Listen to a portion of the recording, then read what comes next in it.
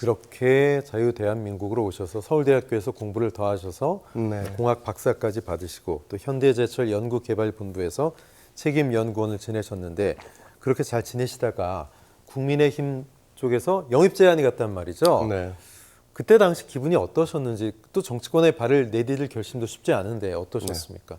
제가 어떤 언론사 인터뷰에서 뭔가 탈북을 결심할 때만큼 힘들었다라는 말씀을 드리긴 했었는데 네. 정말 처음에는 좀 많이 놀랐고 또 많은 어떤 부담감과 책임감 이런 것들 때문에 고민이 컸습니다. 그래서 뭐 저 개인의 삶뿐만 아니라 어떤 나라를 위해서도 신중할 수밖에 없었기 때문에 중차대한 일이니까 그래서 좀 신중하게 고민을 했고요.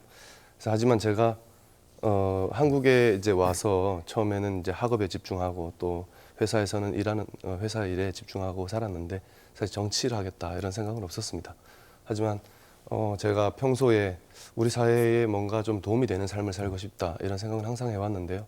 그게 어찌 보면 제가 어떤 그런 저라는 사람 자체가 그렇게 성장했기 때문이다. 많은 도움을 통해서. 그래서 영입 제안을 받고 나서 이런 생각을 했습니다. 좀 많은 생각을 했는데 우리 대한민국의 자유민주주의 체제와 국가 안보가 위협을 받고 있는 상황인데 시시각각으로 큰 위협에 직면하고 있는데 이런 상황에서 연구실에만 있을 수 없다라는 생각으로 정치를 결심하게 됐습니다. 네, 연구소를 박차고 나올 때는 큰 결심이 있으셨을 텐데 그 결심은 이제 뜻을 펼치셔야 되거든요. 네. 자, 이제 국회의원이 됐습니다. 상임위가 중요할 거고 또 네. 법안도 본인이 제출을 하고 법안이 통과되도록 노력도 하셔야 될 거예요. 네. 1호 법안 어떤 법안 내고 싶으십니까? 일단 과방위를 고려하고 있고요. 네. 상임위로서. 그래서 지금 1호 법안으로 이공계 지원 특별 법안을 준비 중에 있습니다. 그래서 이게 뭐 핵심이 뭐냐면 우리 젊은 과학자 기술자들을 육성하는 것을 적극 지원하고 이들이 과학기술인으로서 자부심을 갖고 일할 수 있도록 하는 것이 이제 골자인데요.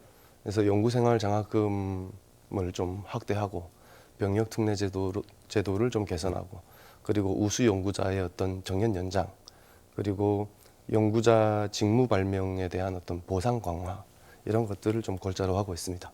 예, 이공계 인력 양성을 위해서 네.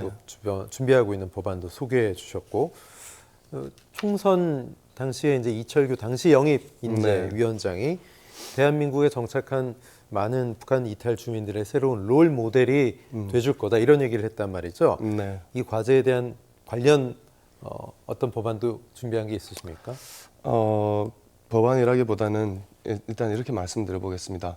어떤 국회의원으로서의 박충권은 탈북민을 대표해야 한다는 어떤 특수성과 함께 대한민국을 앞으로 나아가게 만드는 국민의 삶을 더 나아지게 만드는 국민의 어떤 대리인이 되어야 한다라는 보편성도 함께 가지고 있다고 생각합니다. 그래서 사실 민생과 산업과 그리고 인재 육성이라든가 안보라든가 많은 국가적 과제가 산적해 있는 상황입니다. 그래서 국민의 어떤 대리인인 국회의원으로서 조금이라도 좀 더 국민의 삶이 나아지도록 하는 일에 최선을 다할 것입니다. 그래서 대한민국이 앞으로 나아가는 과정에서 탈북민의 자립 문제도 자연스럽게 점차적으로 해결이 될 것이다라는 생각을 가지고 있고 탈북민에 대한 지원은 향후 우리가 통일이라는 어떤 시대적 사변을 맞이할 수가 있을 텐데 이를 대비하기 위한 어떤 투자다라고 봐주셨으면 한다라는 말씀을 드리고 싶습니다. 알겠습니다. 이번 주 가장 큰 뉴스가 이재명 대표와 윤석열 대통령 영수회담이거든요. 네.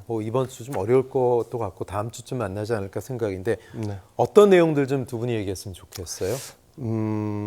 우선 만나는 것 자체로도 의미가 있기는 한데 실질적인 어떤 결과를 도출하기 위해서 서로가 좀 양보해서 네. 민생을 위한 어떤 그 대화가 이루어졌으면 좋겠다. 품격 있는 대화가 이루어졌으면 좋겠다라고 생각을 하고 있고요. 그래서 특검 문제와 같이 좀 민생 현안과 거리가 먼 주제들은 가능한 한 테이블에서 내려놓고 좀 서로가 이렇게 양보하고 참고 산적한 국정 현안들, 민생 현안들을 해결하는 그런 대화가 됐으면 좋겠다. 그렇게 생각합니다. 네, 어느덧 시간이 다 돼서요. 네. 시민분들과 또 OBS 시청자 여러분께 한 말씀 부탁드립니다. 네. 제가 말씀을 드린다면 우선 정치인에게는 어떤 시대적 소명이 있다라는 말을 들었습니다. 그래서 저의 시대적 소명이 무엇일까라고 생각을 해봤을 때 저의 어떤 정체성이 청년 그리고 공학도 그리고 탈북민이라는 이런 정체성으로 분류가 됩니다. 이것의 공통분모가 미래입니다. 청년 그 자체는 대한민국의 미래고 공학도 과학기술과 그러니까 제조업으로 먹고 사는 우리나라의 국가 경쟁력 확보를 위한 필수 조건이다.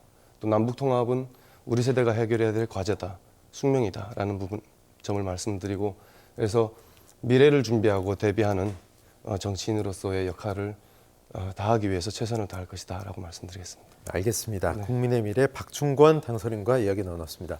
고맙습니다. 네, 고맙습니다.